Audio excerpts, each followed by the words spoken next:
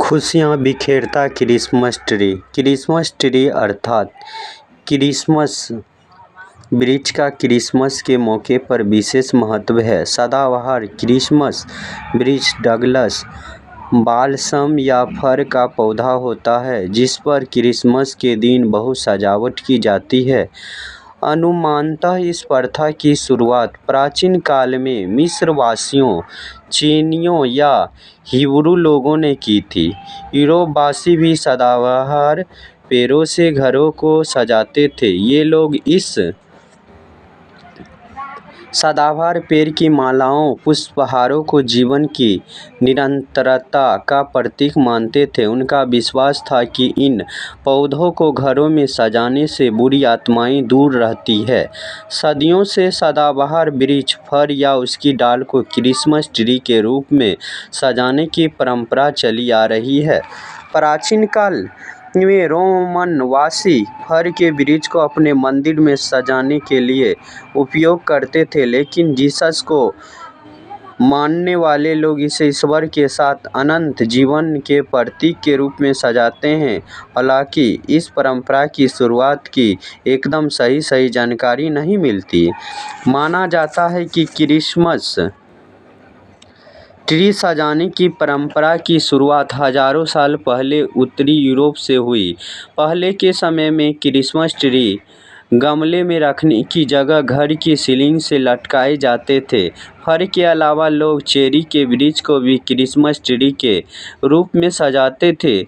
अगर लोग Christmas tree को लेने में सक्षम नहीं होते थे, तब वे लकड़ी के पिरामिड को एप्पल और अन्य सजावटों से इस प्रकार सजाते थे कि यह क्रिसमस ट्री की तरह लगे, क्योंकि क्रिसमस ट्री का आकार भी पिरामिड के जैसा ही होता है। इसके अलावा भी क्रिसमस ट्री की उत्पत्ति को लेकर कई किंवदंतियां हैं। ऐसा माना जाता है कि संत बोनीफेस इंग्लैंड को छोड़कर जर्मनी चले गए, जहां उनका उद्देश्य जर्मन लोगों को ईसा मसीह का संदेश सुनाना था। इस दौरान उन्होंने पाया कि कुछ लोग ईश्वर को संतुष्ट करने हेतु ओक वृक्ष के नीचे एक छोटे बालक की बलि दे रहे थे। गुस्से में आकर संत बोनीफेस ने वह ओक वृक्ष कटवा डाला और उसकी जगह फर का नया पौधा लगवाया, जिसे संत बोनीफेस ने प्रभु यीशु मसीह के जन्म का प्रतीक माना और उनके अनुयायियों ने उस पौधे को मोमबत्तियों से सजाया। तभी से क्रिसमस पर क्रिसमस ट्री सजाने की परंपरा चली आ रही है। एक और कहानी मशहूर है कि एक बार क्रिसमस पूर्व की संध्या में कड़ाके की ठंड में एक छोटा बालक घूमते हुए खो जाता है। ठंड से बचने के लिए वह आश्रय की दूसरे की तलाश करता है। तभी उसको एक झोपड़ी दिखाई देती है। उस झोपड़ी में एक लकहारा अपने परिवार के साथ आग ताप रहा था। लड़का इस उम्मीद के साथ दरवाज़ा खटखटाता है कि उसे यहाँ आसरा मिल जाएगा। लकहारा दरवाज़ा खोलता है और उस बालक को वहाँ खड़ा पाता है।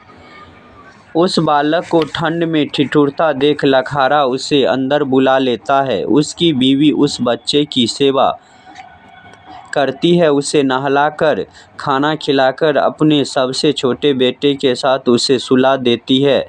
क्रिसमस की सुबह लकहारे और उसके परिवार की नींद स्वर्गदूतों की गायन मंडली के स्वर से खुलती है और वे देखते हैं कि वह छोटा बालक यीशु मसीह के रूप में बदल गया है।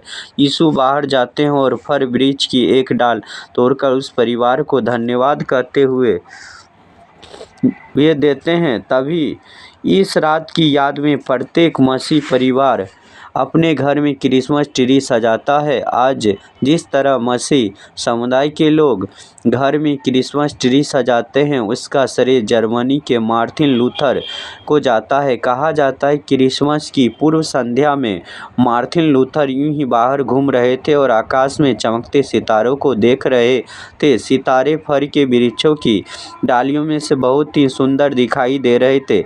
घर आकर उन्होंने यह बात अपने परिवार को बताई और कहा कि इस तारे ने मुझे प्रभु यीशु मसीह के जन्म का स्मरण कराया। इसके लिए वे एक फर वृक्ष की डाल घर में लेकर आए, उसे मोमबत्तियों से सजाया ताकि उनका परिवार उनके इस अनुभव को महसूस कर सके। आधुनिक क्रिसमस ट्री की शुरुआत पश्चिम जर्मनी में हुई। मध्यकाल में एक लोकप्रिय नाटक के मंचन के दौरान ईडन गार्डन को दिखाने के लिए फर के पौधों का प्रयोग किया गया, जिस पर सेब लटकाए गए। इस पेड़ को स्वर्ग का वृक्ष प्रतीक दिखाया गया था। उसके बाद जर्मनी के लोगों ने 24 दिसंबर को फर के पेड़ से अपने घर की सजावट करनी शुरू कर दी। इस पर रंगीन पत्तियों, कागजों और लकड़ी के तिकोने तख्ते सजाए जाते थे। वर्ष 1605 में जर्मनी में पहली बार क्रिसमस ट्री को कागज के गुलाबों, सेब और कैंडी से सजाया गया। पहले के इस समय में क्रिसमस ट्री के टॉप पर बालक यीशु का